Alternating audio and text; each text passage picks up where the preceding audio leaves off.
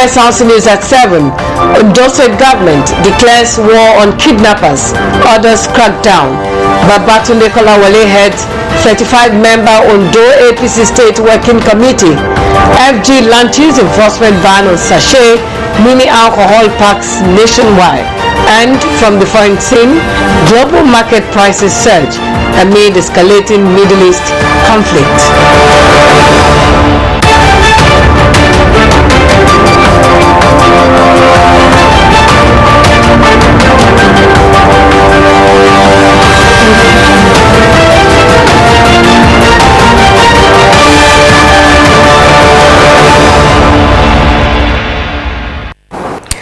Good evening, welcome to the news at 7.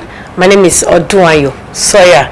We begin tonight's bulletin with security issues, and the Ondo State government has directed security agencies to intensify efforts to curb kidnapping incidents in the state, attributing the crimes to local syndicates. In a press release, Commissioner for Information Idowu Ajanaku stated that the government is aware of attempts to portray the state as unsafe and warned that such acts will face firm action. Security agencies have been mandated to clamp down on suspects, investigate, and prosecute them. The government urged traditional rulers, community leaders to report suspicious activities, while residents are advised to speak out against crime. The government reiterated its commitment to protection of lives and property, vowing to maintain peace and stability in the state. Former member of the National Assembly representing Akoko Southeast Federal Constituency in the 8th Assembly, Babatunde Kolawole has been sworn in as the Ondo State Chairman of the All Progressives Congress, APC. The exercise was conducted through consensus, and aspirants were unanimously adopted by delegates from the 203 wards across the 18 local government areas of the state. Omoyo Langbeji reports. 5 participants from each of the 203 wards across the 18 local government areas of Ondo State arrived early at the International Event Center, the Dome, for the State Congress. The verification exercise commenced promptly with security officers strategically positioned to maintain law and order. The center was filled to capacity as Olufemi Fadairo moved the motion for the affirmation of the 36 aspirants, which was duly seconded. I, Olufemi Dennis Fadairo, ably move the adoption and affirmation of all our 36 executives for Ondo State Congress. I so moved. All 36 aspirants were presented to the delegates, who unanimously adopted them as members of the party state working committee. The exercise was presided over by the chairman of the State Congress Committee, Ogbuna Obikwe, who commended the peaceful conduct of the Congress. Those who support that the following president today be elected as state APC executive. Say aye. Those against say yes. The ayes have it. In his acceptance speech, the newly elected chairman, Babatunde Kolawole, described his emergence as a collective victory for all members and a demonstration of the party's commitment to internal democracy. While appreciating Governor Lucky Ayedatiwa for ensuring a level playing field and the peaceful conduct of the exercise, Mr. Kolawole pledged transparent, discipline, and inclusive leadership, declaring that era of internal divisions within the party must give way to consolidation and growth. We shall energize our grassroots. We will empower our youth, not just with slogans, but with structure and responsibility. We will elevate our women, not just in words, but in leadership positions. We will strengthen our elders, honoring their wisdom and experience. No one will be sidelined. No one will be ignored. But let me be clear, unity also requires discipline, loyalty, and commitment. We must speak with one voice. We must act with one purpose. We must protect the integrity of this party at all times.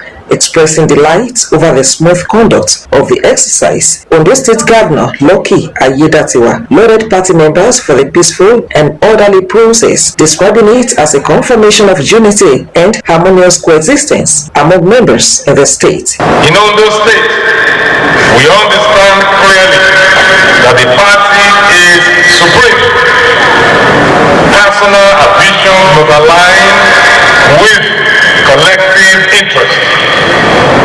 Individual aspirations must give way to party stability and progress. He urged them to work towards the progress of the party and the re-election of President Bola Tinubu for a second term in office, highlighting his commitment to infrastructural development, productivity, and economic reforms across the country. We are proud of the visionary and courageous leadership of our dear President Asiwaju Bola Ahmed Tinubu GCFR.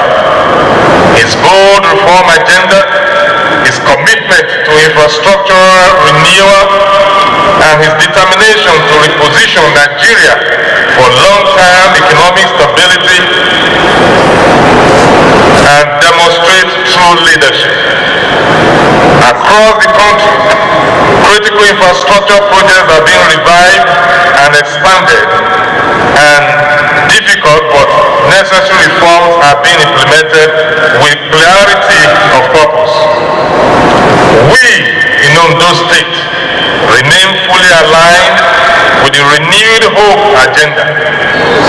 We shall continue to mobilize support and stand firmly behind the President as we work towards his re-election. Participants also set agenda for the newly elected officers. We hope, because of his past events, that he was going to perform. He's going to make the party to be united, and he's going to move the party forward. I'm also with the governor, that is a very hard-working governor, very liberal one, a very courageous one, and one that keeps everybody together. We're sure that Ondo State is going to move forward in terms of Congress. New chairman has said we have to embrace everybody, bring them into the fold, and work together for the progress of the party and for the future of this state, for the development of this state in particular. This Congress is not about individual, it's about the party putting structures in place that will develop Ondo State. The 36-member state working committee comprises 8 women and 28 men. Omoriola Mbeji, Osrc News. Meanwhile, the Ondo State chapter of the All Progressives Congress says its preference for consensus in elected party executives is a deliberate strategy to sustain unity and stability within its ranks. These formed the focus of discussions at a stakeholders meeting held in Akure. Blessing Obe reports. Party leaders emphasize consensus as a tested internal mechanism aimed at preventing division and strengthening collective ownership of leadership decisions. Chairman of the State Congress Committee, Ogona Obiekwe, explained that the Congress will produce 36 members of the State Working Committee who will manage party affairs for the next 4 years. He assured members the due process would be followed in ratifying agreed candidate. We are committed to conducting free, fair, and credible Congress. That every member of the party will be proud to associate with. The committee will be guided by the party's constitution, the 2026 Electoral Act as amended, the party's guidelines, and the constitution of the Federal Republic of Nigeria. We solicit for your support and cooperation towards making this exercise seamless. Southwest National Vice Chairman of the party, Isaac Kekemeke, described consensus as a reflection of political maturity, noting that all 18 local government areas were adequately represented in the consultations leading to the exercise. We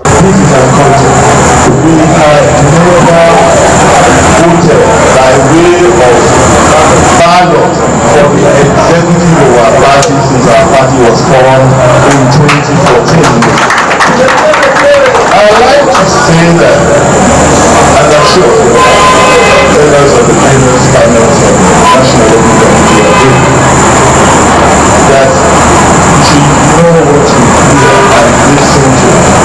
conversation. Ondo State is not at war. Ondo State Governor Lucky Aiyedatiwa said the peaceful atmosphere within the party signals readiness to consolidate on past electoral successes and prepare for future political engagement. Governor Aiyedatiwa added that the culture of consensus which the party has embraced since 2014 aligns with the progressive ideology championed at the national level under President Bola Tinubu. Our culture, in terms of hospitality, in terms of peace that is here in Ondo State, in terms of the fact that we are together, even though there are interests, real interests, because of one aspiration which is not any human settlement. Even within the family, the same father, same mother, people will push a different agenda at the time, but at the same time, we come back to family discussion. So it's normal for any human settlement to have one aspiration. But at the end of the day, what is agreed to once the winner emerges, chairman, all others, you find out that everybody comes together. But before we get to that point, there will be two chapters, which is normal, but it's not to the extent of doing the war with one another. We are not at war. Culture is getting better and better year in, year out. We are maintaining what I call a holy culture, a holy tradition of choosing officers right from 2014 till the last one. Now they could have done the same. And don't forget also that our leader, the overall leader of our party, the president, that's why Bola Tinubu said, is a phenomenon on his own when it comes to party management, and he has contributed in a way that our party is getting bigger without rancor. The Ondo APC says the Congress will further reinforce its internal stability and strategic positioning in the state's political landscape. Blessing Obi, Osrc News. And still to come on the news, President Bola Tinubu appoints Taiwo Oyedele as Minister of State for Finance. This and more after the break.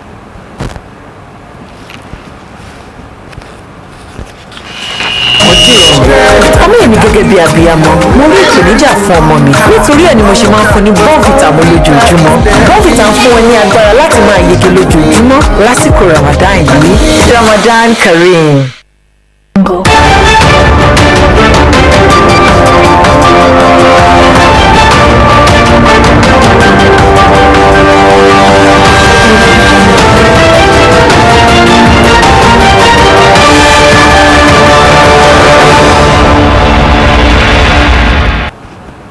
Thank you for rejoining us. You can watch us live on our digital channel, Morplex 720, and on our website, www.osrc.ng, or follow us on Facebook at Osrc TV. And on YouTube, you can subscribe to our channel, Osrc TV Ondo. The Ijalano Ayofemi Foundation has extended its humanitarian outreach to the State Specialist Hospital Akure as part of activities marking the 40th birthday of its founder, Ayofemi Jalano. The visit was aimed at supporting mothers in selected wards with the distribution of essential items and other necessary supplies to beneficiaries. Adewumi Taiwo reports. As part of activities commemorating the 40th birthday of its founder, Ayofemi Ijalano, the foundation paid a courtesy visit to the State Specialist Hospital, Akure, The outreach held within the hospital premises focused on mothers in the antenatal and postnatal wards. Beneficiaries received essential items including toiletries, baby care materials, and other basic supplies, gestures that brought visible relief and smiles to many of the women. Speaking during the event, the coordinator of the foundation, Mr. Oluwatosin Adeoye, described the outreach as a reflection of the foundation's enduring commitment to humanitarian service. He emphasized that every mother and child deserves care, love, and support, noting that celebrating a milestone also means touching lives in meaningful ways. We are not just visiting, we want to at the same time make a courtesy visit and to distribute items to you people and to appreciate God for to celebrate with you for the new life that the Lord has given to us all, and only be the courageous ones and the ones who are resilient who go through this journey. We just pray that the Lord will continue to be with you. We believe that you are in a new chapter taking care of a young life. In his remarks, Deputy Chief Medical Director, State Specialist Hospital, Akure, Dr. Taiwo Alonge, expressed profound appreciation to the foundation for the thoughtful intervention. He commended the founder for choosing to celebrate by giving back to society and offered prayers for continued growth, strength, and greater capacity for the foundation to reach more people in need. A number of other people come and help the indigent, come and service or help people that are in need. Right now we come to the hospital, some people don't have money, so people will die at home because they didn't have the means. Pregnant women, children, and all the rest. They have a lot of challenges, but we thank God for your life, for this team in particular, and what you are doing. Through Mr. Jalani, I believe that in years to come, you continue to shine. The event featured moments of warm interaction between members of the foundation and beneficiaries, as the mothers expressed heartfelt gratitude for the timely support. On behalf of everyone, an impact. Adewumi Taiwo, Osrc News. On the national scene, President Bola Tinubu has nominated Taiwo Oyedele as the Minister of State for Finance, replacing Doris Uzoka-Nite. Uzoka-Nite will now move to the Ministry of Budget and National Planning as the Minister of State, her third portfolio in the administration. A statement by his Special Advisor on Information and Strategy, Bayo Ononuga, said President Tinubu has conveyed the nomination of Oyedele to the Senate for confirmation. Until his nomination as a minister, Oyedele from Ikara Makoko, Ondo State, was the chairman of the Presidential Committee on Fiscal Policy and Tax Reforms, which overhauled Nigeria's tax system. He is an economist, accountant, and public policy expert. The federal government has flagged off a nationwide enforcement and public enlightenment campaign on the ban of alcoholic beverages packaged in sachets and small PET and glass bottles below 200 milliliters. The ban, which took effect on January 1, 2026, targets the production, distribution, and sale of alcohol in sachet and bottles smaller than 200 ml. The measure is part of efforts to curb underage drinking and harmful consumption patterns. And the Federal Ministry of Education says it has formalized a strategic partnership with the National Population Commission (NPC) to integrate birth registration and demographic data into Nigeria's school enrollment and the education planning system.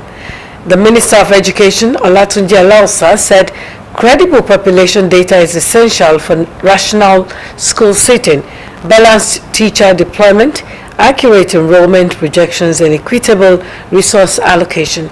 He noted that integrating birth registration into admission processes would promote proper age placement and strengthen the integrity of academic records. The minister emphasized that enforcement will follow expanded nationwide access to registration services to avoid creating unintended barriers for families. 5 security officers have been arrested and are set to face prosecution over their alleged involvement in a security breach at the Nnamdi Azikiwe International Airport on February 12, 2026 in an incident involving former Kaduna State Governor Nasir El-Rufai. The arrests followed a joint investigation into what was described as a serious compromise of airport security protocols. The investigation was conducted by the Department of State Services, the Nigeria Immigration Service, the Nigeria Customs Service, and the Federal Ministry of Aviation. Reports say that the officers have all confessed to receiving bribes to facilitate unauthorized entry into restricted areas to obstruct lawful security operations in an unprecedented manner. The Nigeria Christian Pilgrim Commission (NCPC) has announced an immediate and indefinite suspension of all Christian pilgrimage to Israel and the broader Middle East region. The decision comes in response to the escalating security tensions and recent military developments across the area. Executive Secretary of the NCPC, Stephen Adegbite, emphasized that the move prioritizes the safety and well-being of Nigerian pilgrims. He explained that the suspension covers all upcoming trips organized by the Commission as well as those by private pilgrimage operators. He stated that the measure will remain in place until international travel to Israel is deemed safe again, with the NCPC closely monitoring the situation in consultation with relevant stakeholders. In another development, the Nigerians in Diaspora Commission has debunked reports claiming it stated that no distress calls had been received from Nigerians stranded in the Middle East amid the escalating crisis in the region, clarifying that inquiries have indeed been made by citizens abroad. In a statement issued via its official X handle, the Commission clarified that contrary to the report, the Commission had received inquiries from Nigerians in parts of the Gulf and Iran regarding possible evacuation plans. The Federal Ministry of Foreign Affairs also issued a security advisory to Nigerians residing in Iran and neighboring Gulf countries, urging caution. No fewer than 560 passengers traveling from Nigeria have since been stranded following widespread airspace closures across parts of the region. And on the foreign scene, Asian markets edged lower as U.S. and Israeli military strikes on Iran saw airline and other travel-related stocks fall. Losses were partially offset by gains for defense and energy companies, while rising oil prices are fueling concerns about inflation and global growth. Sunday Adeyanju has details. After opening on Monday, Hong Kong's Hang and Japan's Nikkei index fell sharply. The latter paired with gains for companies linked to defense and oil. Shares in Japan's two main airlines fell more than 6%, underscoring the fact that 90% of Japan's crude comes from the Middle East. Peace and security in the Middle East, including energy security, are also of utmost importance to Japan. We will continue to make all necessary diplomatic efforts. It's not just Japan's at risk, as the price of benchmark Brent crude continues to rise. South Korea says it has enough oil stockpiled to keep prices stable for at least 7 months, and after an emergency weekend meeting, Seoul announced the creation of a fund worth about $69 billion to stabilize the stock market if needed. Analysts say volatility across Asian markets is expected to continue as long as there is no clear resolution or goal to end the conflict, which has been expanding across Middle East region. Sunday Adeyanju, Osrc News. To end the Osrc News at 7, another run through the major highlights. Ondo State government has directed security agencies to intensify a crackdown on kidnapping syndicates, calling on traditional rulers and residents to report suspicious activities and reaffirmed its commitment to protect lives and property. The Ondo State All Progressives Congress has conducted its Congress in Akure, producing 36 officers by consensus with Kolawole Babatunde Imagine chairman. We told you that the federal government has commenced nationwide enforcement of the ban on sachet alcohol and bottles under 200 milliliters to curb underage drinking and harmful consumption. And that's it on the news. Thank you so much for watching. Good evening.